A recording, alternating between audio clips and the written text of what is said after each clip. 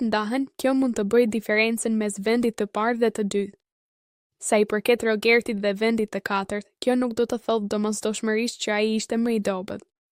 Shpesh ndodh që një lojtar i fortë të mos ketë mbështetje të mjaftueshme në vota, ose të mos ketë krijuar një histori që lidh publikun emocionalisht.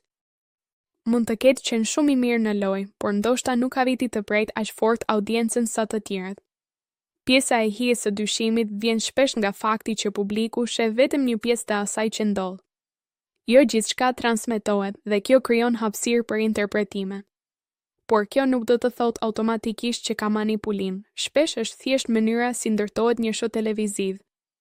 Në fund, pyetja çfarë bëri më shumë selin se të tjerët nuk ka një përgjigje të vetme.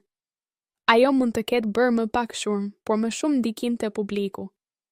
Mund të ketë qenë më e qëndrueshme, më e kontrolluar dhe më e lehtë për të mbështetur nga një audiencë e gjerë.